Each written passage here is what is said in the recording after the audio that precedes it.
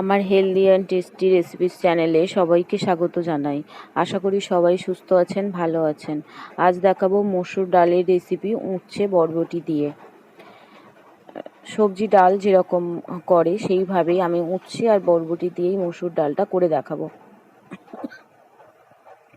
প্রথমে ডালটা সিদ্ধ করে নিচ্ছি।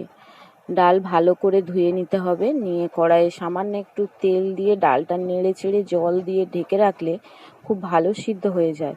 ডাল সিদ্ধ হয়ে গেছে, আমি ডালের স্বাদ অনুযায়ী লবণ আর হলুদ গুঁড়ো দিয়ে ভালো করে ডালটা ম্যাশ করে নিচ্ছি। আমার এই হেলদি অ্যান্ড টেস্টি রেসিপিস চ্যানেলে বিভিন্ন ধরনের হেলদি রেসিপি আছে, যেগুলো খুব কম সময়ে কম উপকরণ দিয়ে একদম ঘরোয়াভাবে আমি তৈরি করে দেখাই। যদি ভালো লাগে তাহলে প্লিজ আমার চ্যানেলটি সাবস্ক্রাইব করবেন, লাইক করবেন এবং শেয়ার করবেন। যারা আমার নতুন বন্ধু তারা প্লিজ আমার চ্যানেলটি সাবস্ক্রাইব করবেন। ডাল ভালো করে ম্যাশ করে নিয়ে দিয়ে দিয়েছি পরিমাণ মতো জল। ডাল আমি খুব পাতলা করব না, যেহেতু সবজি ডাল, আবার খুব ঘনও করব না। ডাল একটা পাত্রের মধ্যে নামিয়ে রেখে কড়াইয়ে দিয়েছি পরিমাণ মতো সর্ষের তেল। তেলের মধ্যে 3টে তেজপাতা আর একটু পাঁচফোড়ন দিলাম। তেজপাতা পাঁচফোড়নটা একটু ভেজে নেব, এদের মিষ্টি একটা গন্ধ বেরিয়ে যাওয়া পর্যন্ত। তারপর এর মধ্যে দিয়ে দিচ্ছি চেরা কাঁচা লঙ্কা। আমি 3টে কাঁচা লঙ্কা চিড়ে নিয়েছি, নিয়ে দিয়ে দিচ্ছি। আর এর সাথেই দিয়ে দিচ্ছি উচ্ছে আর বরবটিগুলো, যেগুলো কেটে ধুয়ে আগেই পরিষ্কার করে রেখেছিলাম, সেগুলোই দিয়ে দিচ্ছি। দিয়ে তেলের সঙ্গে ভালো করে নেড়ে চেড়ে এগুলো ভাজতে থাকবো।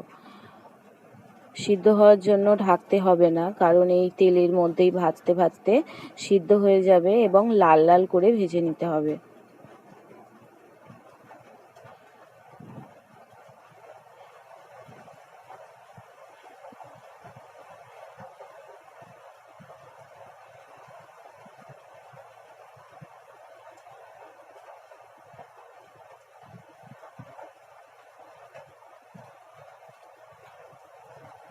উচ্ছে আর বরবটির স্বাদ অনুযায়ী দিয়ে দেব লবণ আর হলুদ গুঁড়ো।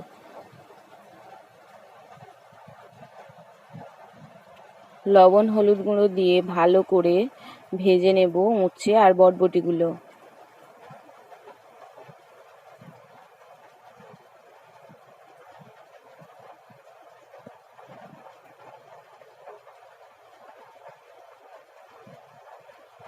একদম লাল লাল করে আমি ভেজে নিয়েছি উচ্ছে বরবটিগুলো, একবারও ঢেকে রাখিনি, তাই এগুলো সিদ্ধও হয়ে গেছে এবং ভাজাও হয়ে গেছে।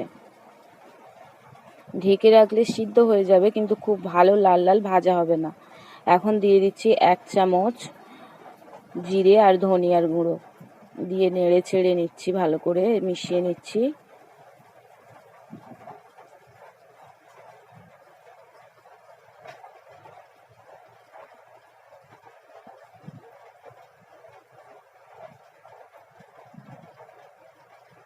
এখন সবজির মধ্যে আমি ডালটা দিয়ে দেব।